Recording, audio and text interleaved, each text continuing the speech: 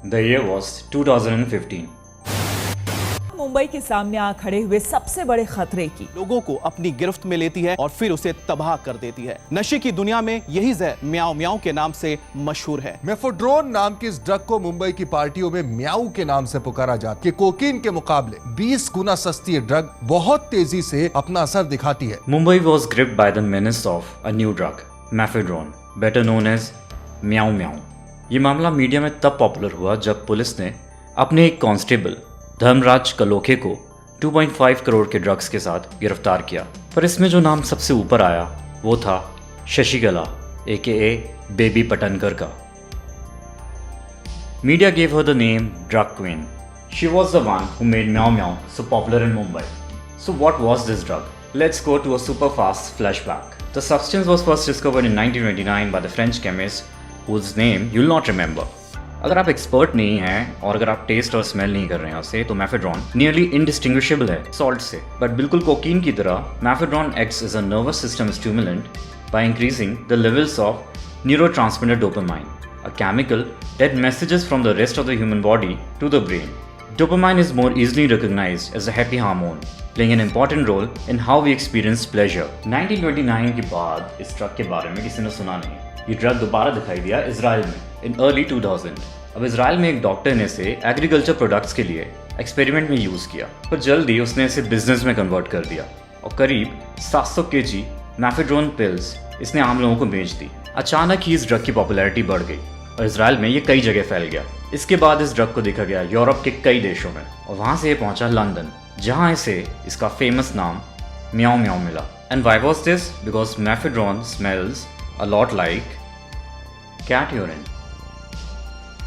बड़े अजीब लोग हैं। इंडिया में ड्रग सबसे पहले आया 2013 में और हर अच्छी और बुरी चीज़ की तरह ये सबसे पहले इसने इंडिया में एंट्री ली मुंबई में। Now the story has to go back to 1970s। Shashikala Pandurang Majgaonkar के परिवार में 5 बड़े भाई और थे, इसलिए उन्हें बेबी नाम से पुकारा जाने लगा। बेबी का परिवार बहुत ही मॉडेस्ट मीन से था। Her father Pandurang used to be a taxi driver. वो मुंबई के स्लम्स में रहा करते थे, पर 1970s में एक ट्रेजेडी ने बेबी की पूरी फैमिली को बहुत ही बुरी तरह से असर किया। कुछ ऐसा हुआ जिसकी वजह से बेबी पुलिस से नफरत करने लगी। बेबी और उनके भाई अनाथ हो गए। बेबी और उनके भाई को बचपन से ही खुद को संभालने के लिए काम करना पड़ा। उनका पहला काम was selling milk bottles. Baby was married at a very young age of just 15 years. But baby's husband was alcoholic and she was left alone with 2 kids. Finally, after a lot of struggle, baby entered the world of crime. Baby को इस business में सबसे पहले लेकर आया उसका भाई। दोनों ने मिलकर कई तरह के ड्रग्स का बिजनेस शुरू किया। इस दौरान बेबी और उसके भाई पर मर्डर का एक आरोप भी लगा।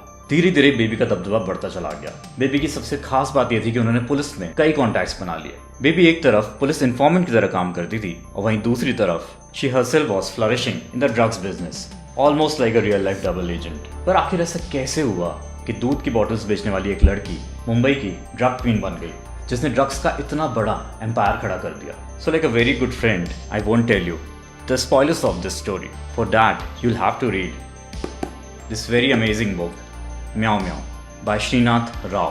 This is a very well researched book. ये बुक इस केस के बहुत से नए फैक्ट्स उजागर करती है and it's almost like a thriller. It's a very fast pace book. मुझे इसे पढ़ने में बहुत ही कम टाइम लगा and for any book lover और a true crime fanatic this book is a must read. And you can also attend a live session with the author on Amazon Books India's Instagram page. And this book can be a great gift for your loved ones. Amazon Books India के नए campaign gift a book को जरूर check कीजिए, जिसकी link side में दी हुई है।